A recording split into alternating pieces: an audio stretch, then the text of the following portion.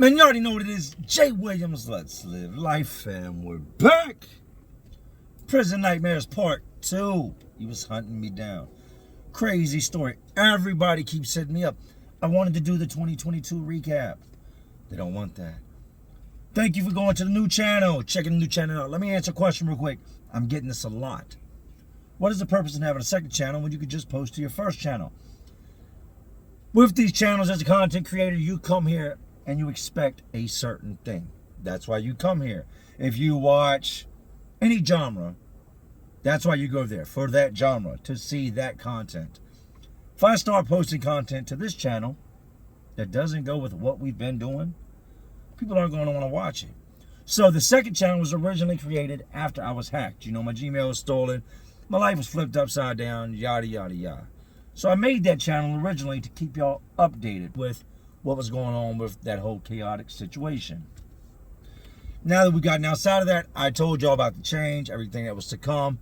So with the second channel, that is life before prison, life after prison, and all the other things I wanted to do. I can now do that and do that over there. And if you just want the content for prison and the prison genre, then you can come over here. But if you want more than that, you want to see the newer stuff, the newer style, the stuff that I'm transitioning into, you're going to need that channel as well. So hopefully that clears some things up. People are like, is this just a ploy to get more money? If I wanted more money, I would just post videos to this channel. Doesn't make sense to post videos to a channel that's not making any money to make more money. You would just stick to this. So, that being that. Prison Nightmares Part 2, he was hunting me down. When we last left off, well, make sure you watch Part 1. If not, you are going to be lost going into Part 2. What is he talking about? The bag? What the bag of money? Bag of chips? What bag? What bag? Make sure you catch Part 1, or this is not going to be making much sense. With all that being said, you know how to seen it. You know how to lived it. So, let's relive it. So when we left off, I had approached dude about my clothes. Stolen my clothes. I saw him in my clothes. Ran up to fight with him. Guard starts banging on the booth. My boss in prison starts yelling at me. I snap back to reality. I can't do this right here. I'm going to lose the clothes. I'm going to go to the hole. It's a lose-lose all the way around the board. I've got to handle this more like a convict. Can't just crash out, go on a dummy mission and lose everything. So I go to Night Rag, expecting the dude to come outside so we could see each other about him stealing my stuff. He doesn't come outside. I yell outside up to my homeboy. Dude completely ignores him. We come in from outside.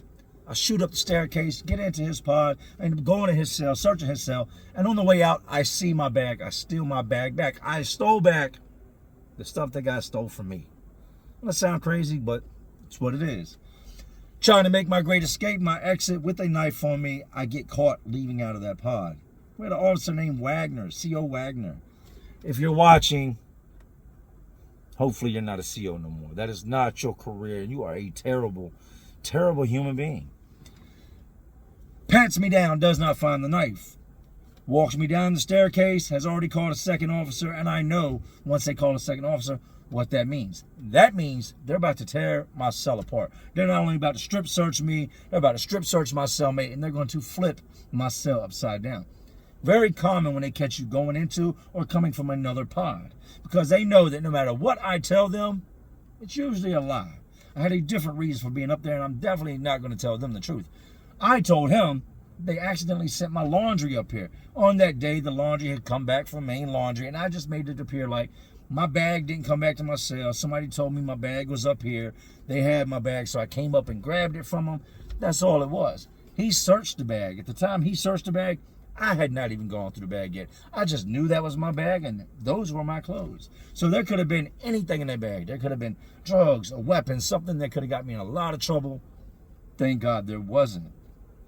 He pats me down. Now, you got some officers, when they pat you down, it's you feel violated. They get up in every nook, cranny, crevice.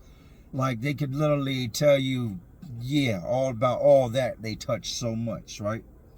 He didn't do that. And that was usually his MO, when he would do a thorough pat down. But he was more on that thorough pat down thing when there was other officers watching. So he could try to get them stripes, get them bars, get that position, right? But he just did the quick pat down. I think he did that because he knew in a matter of minutes he was going to strip me down butt ball naked. And if I had anything hidden on me, he was going to find it. We get downstairs and I'm thinking, all right, he's going to go get this other officer. No. Tells me, going, what cell do you live in? You know what cell I live in. Go to your cell. He knows what cell I live in. He's came in my cell before. He stripped me before. He has seen me in all my glory before. I go ahead and go in my cell. My cellmate's sitting on top bunk. He's like, and he knows. Officer standing right behind me. I said, get up. What's going on? The officer tells him, close cell such and such. He wants to keep me contained. He's still got my bag. Calls for the second officer. He's standing outside the cell. I tell my cellie, get up, get up. What's up? Get up off the bunk, man. What's going on? Look, they caught me upstairs at 300 pod. I got my bag back. I got a knife on me. Get up off the bunk. Anything we got in here, you need to hide now. There's another officer on the way. Here's the good thing about officers that think they know everything. And what I'm about to say, trained officers know. The dummy officers would not know. But this is no secret. It's been going on as long as prisons have been around. The best place to hide something is in plain sight. You got officers that want to crawl in the thing and try to slide in cracks and look in their little grooves. Nobody's hiding nothing there. The best place to hide something is in plain sight. When you would shut our cell door, there's a gap right above the top of the door, right? And you could sit something on top of that metal door. And when they come in the cell, well, they've got to now open that door. It would slide over out the way. And whatever's sitting on top of the door is now sliding over. When they're inside the cell, if the door is open, they can't see the door. They can't see the top of the door. So whatever I've stuck on top of the door is now slid over and is being concealed by the brick wall. As my cellie is making a quick run through the cell, I'm standing there blocking the slot so he can't see what my cellmate's doing, and I'm making a scene. Why are you doing all this, man? I just went upstairs to get my bag. You always messing with me. What this is a diversion. I'm blocking his view of what my cellmate's doing intentionally. And in the meantime, while I'm running my mouth out, I reached down in my pants, pulled this knife out, and I've stashed it on top of the door. Second officer shows up. He's walking across the pod. He is putting on the gloves. They wear these latex, sometimes black, sometimes clear, sometimes white gloves whenever they search you, whenever they pat you down, because, I mean, I guess it's just a known thing that if you touch a convict, you're going to get sick. You're going to get some type of weird disease. It was kind of crazy how they always wear, like, medical gloves anytime they come in and do a strip search. Second officer shows up, asks him what's going on. Called Williams up in 300 pod, trying to make his great escape, trying to come back down the staircase as I was locking the door. He had this bag of clothes with him. I tell him, those are my clothes, man. If you look inside my jeans, you'll see my name and my state number written in them. They're mine. My bag got sent upstairs. Well, how do you know it's your bag? There's no tag on the bag. I said, look, I sent word. People know what my clothes look like. Somebody upstairs said they got my clothes. I just went up there to get my clothes. Why didn't you have an officer go grab your bag for you?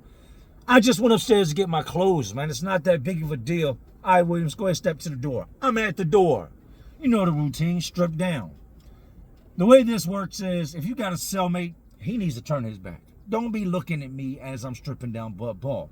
So my cellie standing behind me, he's going to turn and face the wall, so we're back to back, and we're about 6 feet apart. I go ahead, and as you strip down, you hand everything through the door, and the officer searches all your clothes. He then tells you to back up from the door so he can look you up and down, turn around, squat, and call. That way, if there's anything where it shouldn't be, and you cough, it'll come out. I do the whole routine. He goes through my clothes with a fine-tooth comb. Put your boxers back on. Just your boxers. I slide my boxers on. I step and kick my clothes out the way because I know what it is. Tells my cellmate, step up to the door. Same routine. Squat, cough, take all your clothes off. Nothing but your boxers on. Kick them to the side. Step to the door, be cuffed. I step up to the door. They cuff me. This is all behind him catching me in another pod. Didn't catch me with a knife. He could have caught me right then and there, and I would have never came back to my cell. I went from there straight to the hole, and they would have came and packed up my belongings. My cellie steps to the door. Now we're both standing there in the cell in cuffs. They open the door. In him opening that door, that knife I just put on top of the door slid with the door and out of view. Now, some officers are smart enough that when they get in there, they close that door. And in closing that door, they'll be able to search the door, see if anything's been tampered with, feel on top of the door.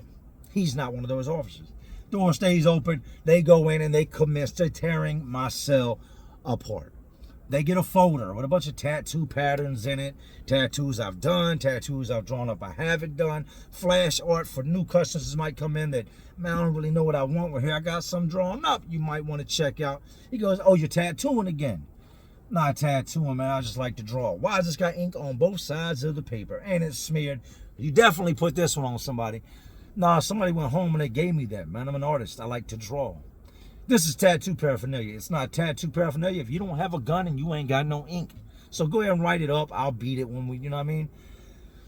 Writes me that charge. Writes me the unauthorized area. And then he finds a razor blade. Now, this is not what you think in the movies. We keep razors. We got the razor, the double razor bic that you shave with. We smack them on the ground, pop them open, and get the little blades out. And them blades serve a lot of purposes. Whether it be cutting something, cutting paper, cutting string, cutting your bed sheets to fish with. You need those razors. Some guys will put them on combs and edge up and trim up with them. There's a million different purposes for those razors. He finds this little bitty razor with these little mirrors, flexible mirror that you stick out the door, and you can look down the, down the run with, down the tier with, and hey yo, you can yell out and put your mirror out, and the other guy will put his mirror out, and y'all can see each other in the mirrors. On the back of my mirror is a magnet, and that's where I would keep the little pieces of razor. Writes me up for that. Oh, this is a weapons charge. The other officer tells him, you're not going to get him on a weapons charge. It's not a weapon. If it was melted into a toothbrush or melted into an ink pen or something, yeah, then it's a weapon. But right there, it's just contraband. Anything that's not in its original state, whether it be cutting the sleeves off of a shirt, sewing pockets into a pair of sweatpants, or a razor blade, is contraband. So now you're going to hit me with this tattoo contraband charge. You're going to hit me with an unauthorized area charge. You're going to hit me with another contraband charge for the razor. He's just stacking charges on me, right? Mind you, this was night rec. I've still got this situation with old boy upstairs. He is going to 100% come back from wherever he's at. Come to find out he was in the barbershop getting his hair cut. When he comes back from the barber, they're going to tell him, hey, Jay was up here, man. He ran up in your cell. And that man has no option in the matter. He's got one or two things he can do. He can let it slide. And the other 80-some people that live in that pod now know, hey, if you need anything, just go take it from Capone. If Jay took it, why can't I? He ain't do nothing to Jay. Or let me say it like this. He ain't do nothing to the white boy. You think you can do something to me? Nah. So he's got to react on it. I pretty much just ran up in his house, your hut, your cell. That is your home. And I took something out of there. He was ready to fight for that stuff to begin with, so I know 100% he didn't come out to that night wreck, but I know he's going to come looking for me. And I know that whenever we see each other, I don't care if it's in the front of the building, if it's on the rec yard, if it's in the chow hall, when we see each other, boom, it's on site. I have no choice but to crash out. I have no choice but to address the situation, because I can tell you now, he's not going to walk up and say, hey, buddy, we need to talk. You came in the back gate, went in my cell, took that stuff up out of there and left. Even though it was my stuff, we're going to have to take it there. They leave up out of my cell. They have flipped my world upside down. There was so much stuff in that cell that they didn't find, that, like I said, I can't tell you where it was at, but stuff that was in plain view. These are the officers that squirt toothpaste out of your toothpaste. Like, what the hell hides something in toothpaste? And they dump all your baby powder out, and they're like looking at it, and they got an ink pen, and they're thumbing through the baby powder. Deputy Doofy, 100% at its finest, right? I go ahead and I tell my cellmate what's going on. I give him the rundown of what just happened, everything that's transpired, and what you gonna do now? What do you mean, what am I going to do? What's up with you and old boy? It is what it is. When I see him, I got to do what I got to do regardless. Just because I got my stuff back don't mean that this is dead. Everybody knows I got my stuff back now, but it doesn't just die there. Like, we have got to see each other. I went in his cell. Everybody knows I went in his cell. So he's got to see me. We're both in a situation, whether we like it or not, we've got to resort to violence. Now, the only time I would eat chow with the rest of the guys in my pod was on the weekends, because I'm a worker. So being a worker, they would call early chow for breakfast and lunch. And the early chow is designed for the guys that work, guys that go to school. We've got to be somewhere at a certain time. So if you eat chow with everybody else, chow could run late. Now you're late to school, you're late to work, you're late to wherever you got to be inside the prison. So Monday through Friday, I would go to early chow. I would not eat with the rest of the building. Only the guys in that building that had jobs or had to go to some type of college course, some type of trade school, only those guys would eat when I ate. All this stuff transpires the night before. It's on a Sunday. That Monday morning, I've got work. Go do my thing. I eat my early chow. I go straight from there to the maintenance shop. I'm sitting in the maintenance shop and I'm talking to a couple different dudes that I kick it with, different dudes I know. There was like 6 of us at this time working maintenance. And it was nothing for guys to walk by the maintenance shop door. You would see new intakes coming by. Guys, it's right in the hallway. So guys would be going down the hallway, going to school passing, and they would stop and look in there, being nosy. What's in there? Let me see. What they got in there? What they got in there I could try to sneak in and steal? And as I'm sitting there talking to dude, I'm facing the door and he's sitting in front of me. I see a face peek around the side of the door. And I don't catch it in time to fully see who it was. It was just a dark figure, almost like a shadow, moved in front of the door. And as I looked up, I seen the face move back. It caught my attention. Somebody's playing peekaboo. I keep talking to homeboy, but in the same time, now I'm talking to him, I'm watching the door. He's talking to me, I'm talking to him, we're watching the door. Talking to him, and I look over the door again, and I see Capone face. Boom! Poke around the side of the door. We make eye contact. He sees that I see him.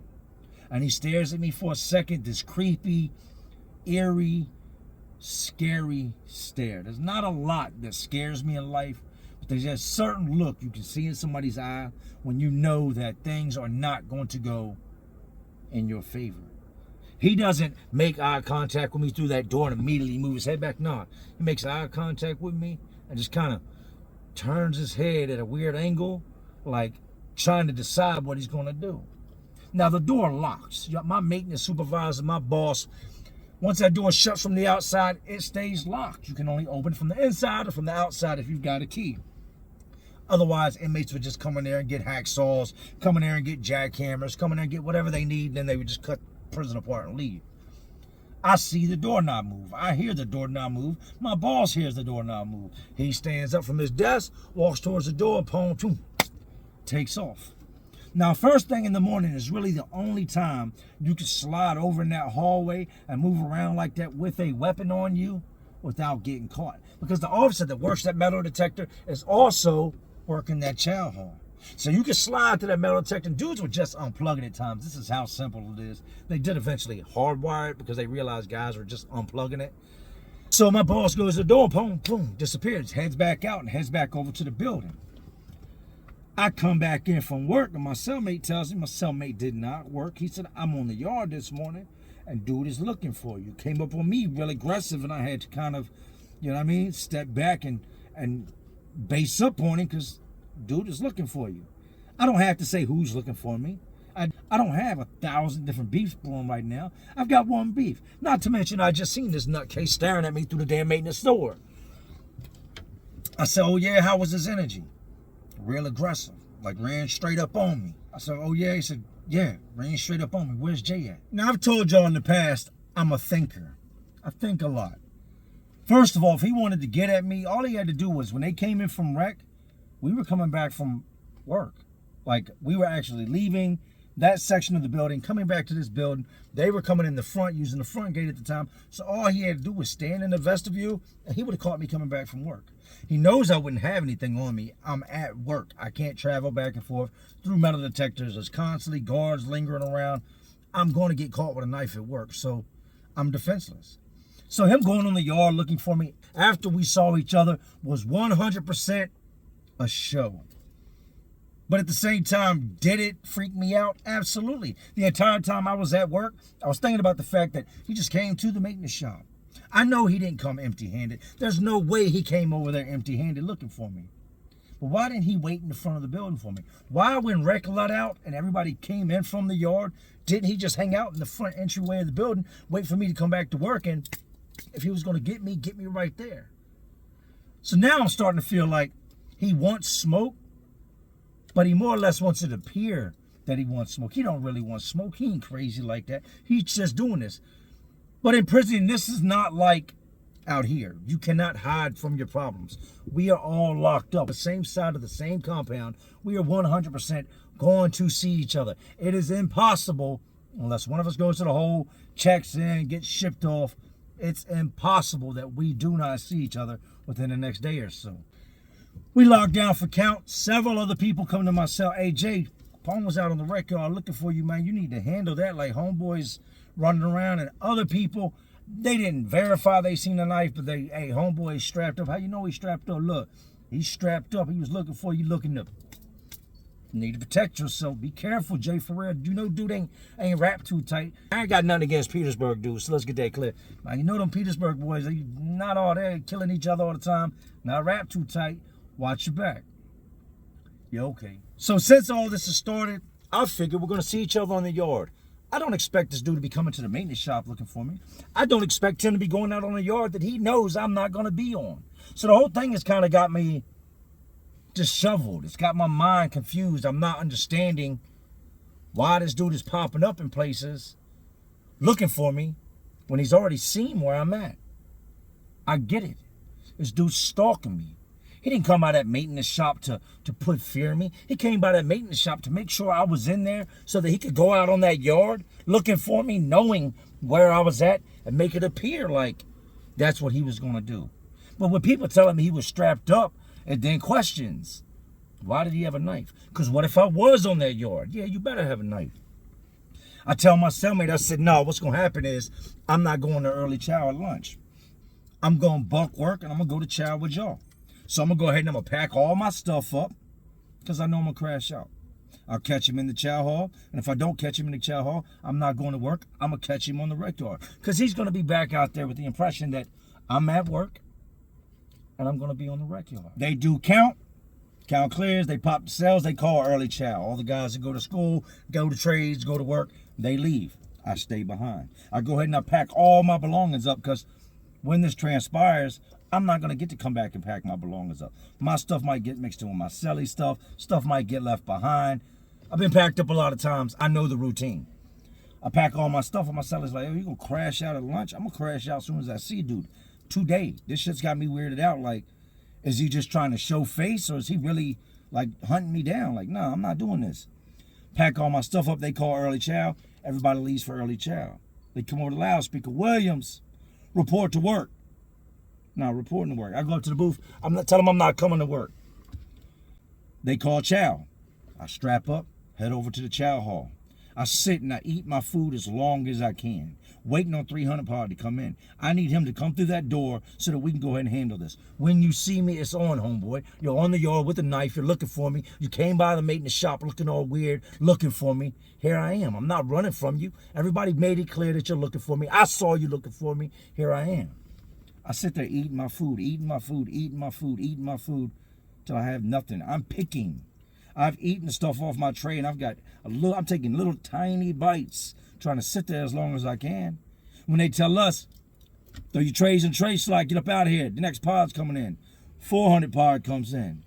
300 pod doesn't come in behind us. 400 pod does. They would just do it randomly. Whichever pod was they decided to let loose, they would let loose. So now I've got to wait for 86 men, 400 pod to come through before 300 pod starts coming in.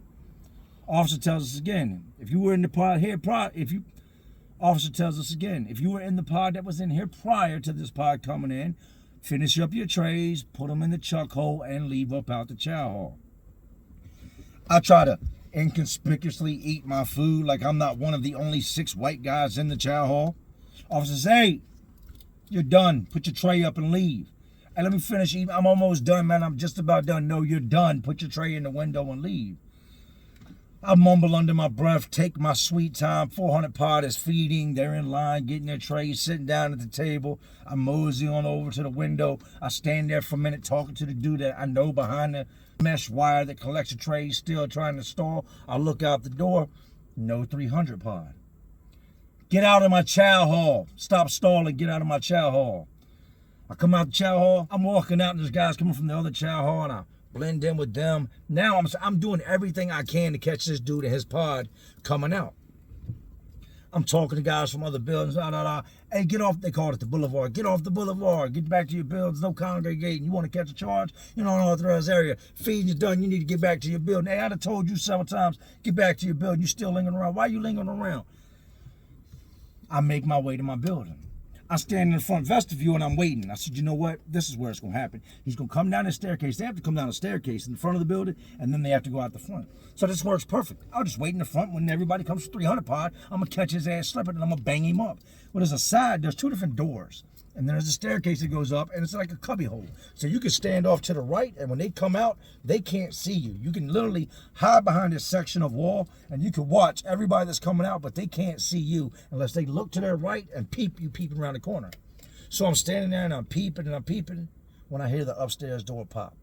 Meanwhile, there's still guys coming and going from 1 and 200 pod that are finished eating, and dudes are looking at me. They know what I'm doing. I'm lying in wait. You thought you was going to hunt me down? You thought you was going to stalk me, put fear in me, and have me running around here scared? No, we're going to see each other.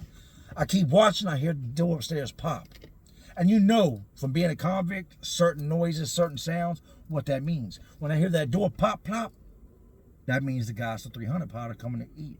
And it's 80-some men, so you hear them coming down this spiral staircase, and you can hear the feet do coming down the staircase. You can hear the staircase get loud with guys talking in it, and I'm waiting. Like I said, you get to know the noises.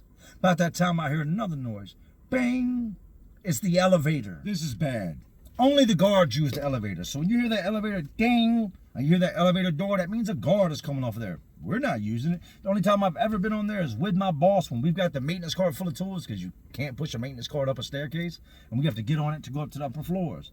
I fall back. Oh, this is all bad. I got a knife on me. I'm not in my pod. I'm hiding over here in this cut. I'm done for. Sergeant walks up the staircase, looks at the guys coming out. All right, how you doing? Clip your ID to your pocket. Hey, tuck your shirt in. Looks over, comes around the side. What are you doing? Hey, I'm trying to catch my homeboy upstairs. I need to holler at him real quick. Why aren't you in your... Matter of fact, why ain't you at work? I said, look, I wasn't even feeling good today. I was trying to holler at my homeboy real quick, man, and I'm going to go back inside the pod. I was going to call you anyway, but you were supposed to be at work. I need to see you upstairs.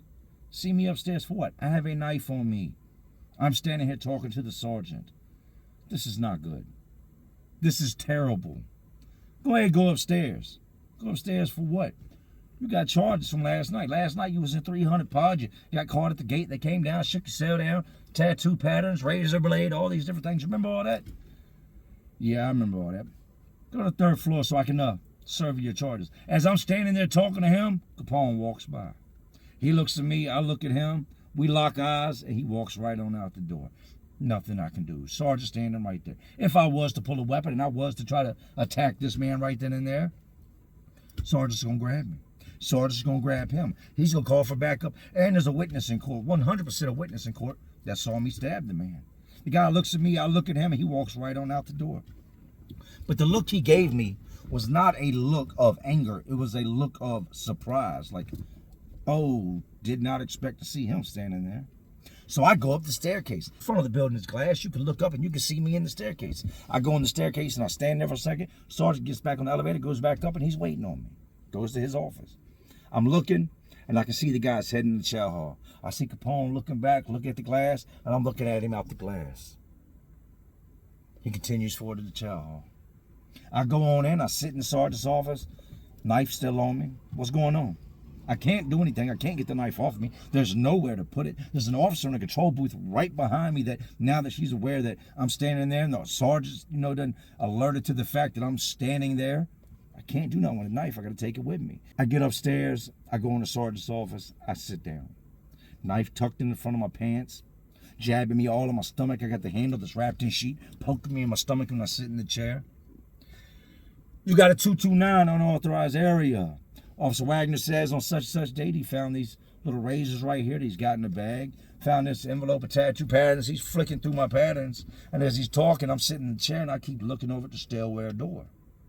I know they're going to come back from chow here in a couple minutes. 5-10 minutes at the most. Capone should be coming back to that door. How do you plead? I said, nah, we're going to take it to whatever. We got what's called kangaroo court, where I can have an inmate advisor, an inmate lawyer. I said, nah, Look, I was trying to get my laundry bag is all it was. I'm spinning the same story I spun to Officer Wagner. But in the meantime, I know Capone's over there. I'm in here. He's got to come up. Very good chance we're going to pass each other. And if he really wants to wait on me, all he's got to do is wait in that staircase. No more playing games. Wait in the staircase. I'm coming. So you don't want to plead guilty to the charges? I can go ahead and just give you a fine, phone restriction, commissary restriction, loss of visitation for 30 days. What do you want to do? No, I'm going to fight it. No, hell no. No. You can't prove that those are my razor blades. You guys, are you saying you're cellmates? That's not what I said. I said you can't prove they're my razor blades. You can't prove they're my Sully's razor blades. The mirror didn't have my name on it. You don't even know it was my mirror. You don't know it was his mirror. For all you know, we could have found the mirror. I try to spin all these things. The drawings, y'all didn't find no tattoo equipment. That's just art. I'm not allowed to have art. Show me where it says I can't have art. The only charge I don't beat is the unauthorized area charge. What do you want to do about it? He said, throw these 2 charges out. You can see the inmate advisor, and we'll talk about the unauthorized area charge. Cool deal. I've told you about the inmate advisors before. Y'all know what they are. Am I good? Yeah, you're good. You don't seem sick to me. You need to go to work. Sitting around all day doing nothing. Y'all lazy. This is what's wrong with you. Look at you. You ain't do something with your life. You done got locked up. Now you don't even want to work. Y'all lazy. I always work. I see guys coming back from the chow hall. Door opens, and these dudes are filling back in, going into 300 pod. Now it's my time. I bounce, get into the stairwell, and I'm standing there. Then you go down the first flight of stairs, and then there's a landing. Then you go down another flight, and there's a landing. And then you go down to the bottom and come out the door. I'm standing on the landing, but I'm trying to stand back so that when he comes out the chow hall, you can look straight ahead. You see the building, you can see me standing in that staircase. On sunny days, you can't see because it'll like the sun will reflect off of it. You can't see. This was no sunny day. You could see me standing in the staircase. I'm trying to blend back, and dudes are walking past me, and dudes see me, and they know why I'm there. There is no reason I would be posted up in the staircase like that, not talking to anybody, not looking up, waiting on somebody to come down. I'm waiting on him to come up. I see the chow hall doors pop, and I see dudes still coming out. I'm looking down, trying to make sure I didn't already miss him. I'm looking down the bottom of the staircase, making sure he ain't coming up, and I see the chow hall doors open. Here he comes. About 30 seconds from the time that he comes out that door till he hits his staircase. I go ahead and I pull my knife out. I put it underneath my shirt. There's still guys coming up. You got guys from 400 pod and 300 pod mixed in going up the staircase. What up? They're walking by me. I got the bang underneath my shirt just waiting. I'm going to poke the shit out this dude. I'm tired of playing with him. He stole from me. He's stalking me. He's hunting me. People done told me he's got a knife on him. He's going to stab me. You ain't going to do nothing to me. I got to get home to my family. And I will do a life sentence before you take my life from me. It's just the way it goes.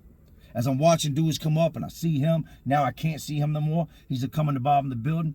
Slim comes in the staircase. Guys are walking by. Slim is one of the last ones to come up. Slim stops, looks at me and goes, my cellie told the officer in the chow hall you got a knife on you. What? My cellie told the officer in the chow hall you got a knife on you. And he keeps walking. I said, Slim, stop. If he told them off, safe radio back to the building. I just left the sergeant's office. They're going to be looking for me to go on 100 pod. They're going to shake me down the moment I come out this staircase. I tell Slim, take knife. I hand Slim the knife. Now I've got no knife. I've got this dude coming in the staircase after he just told on me, but he's most definitely got a knife on him. I make my way down. I've got to try to get up out of here when these guards come, and I've got to try to get up out the staircase before he comes up in the staircase, so the sergeant comes down the staircase. I come out. He's standing out front of the building.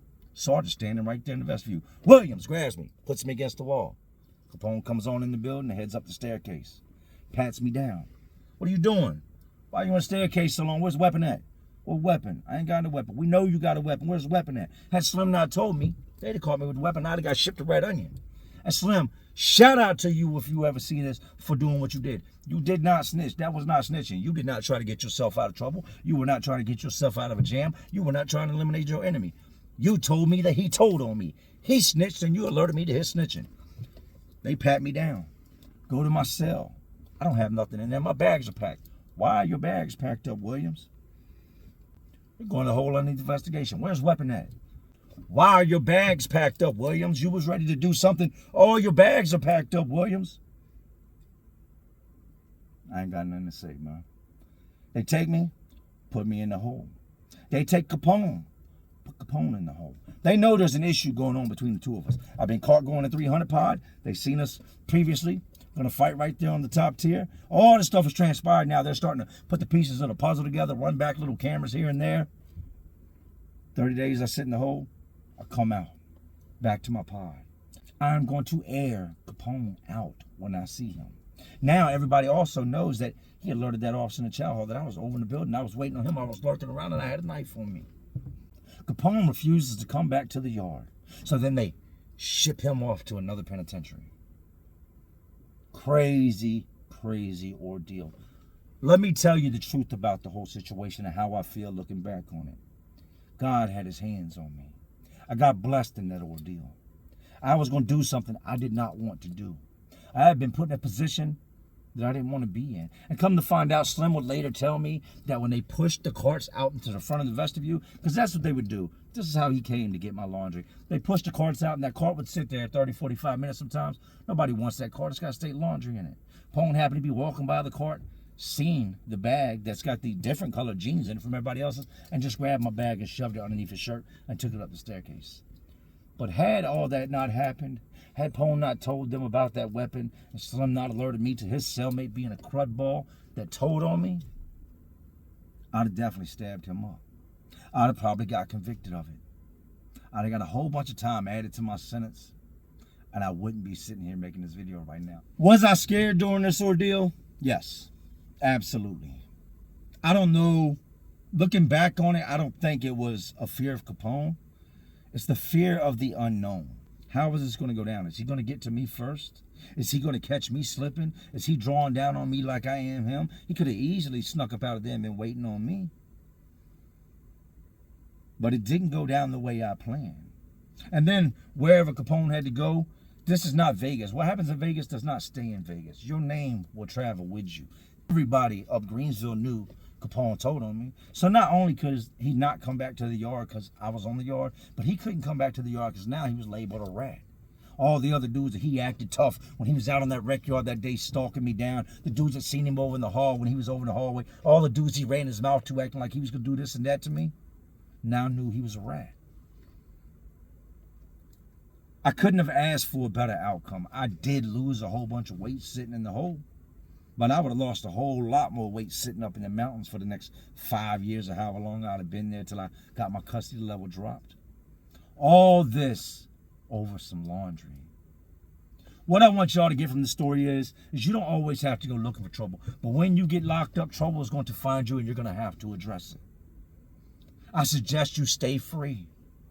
I could have been messing with a real savage. He wasn't no savage. He wanted to play his part. He was a weirdo. I could have been messing with a real savage. You know what a real savage would have done? Took me out.